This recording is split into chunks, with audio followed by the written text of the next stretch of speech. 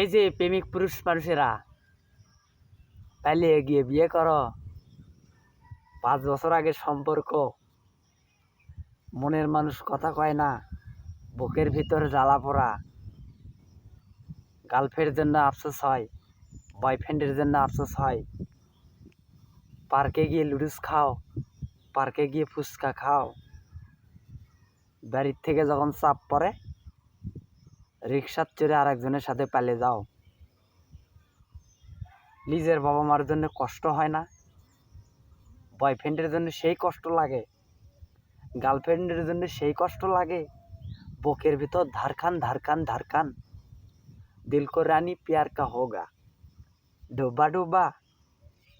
নিজের বাবা মা যদি তোমাকে মানুষ করতে পারে তাহলে বিয়েও করাতে পারবে। 95% প্রেম ভালোবাসা, বিয়ে এখন বিচ্ছেদ। 18 বছর সংসার করে আরেকজনের সাথে আবার যায় পালে। অভিশাপ চেনো? এগুলো বাবা মার অভিশাপ। তোমার যদি তোমার মান সম্মান না থাকতে পারে, কিন্তু তোমার বাবা মার মান সম্মান কিন্তু ঠিকই আছে।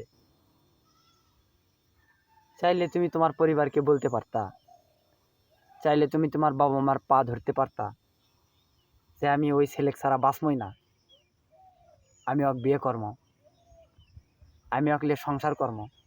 সংসার করে দেখো চাউল কিনার কত জ্বালা, বিশ্বাস হয় না?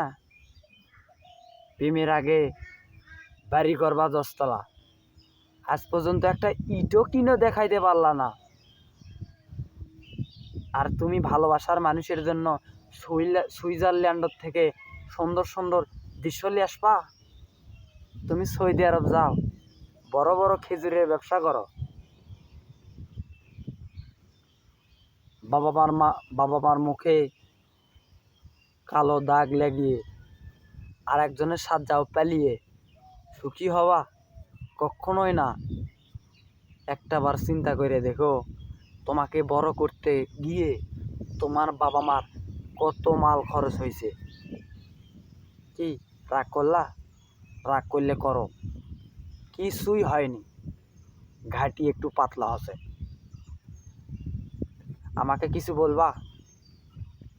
বলো, আমি তারপরেও বলবো।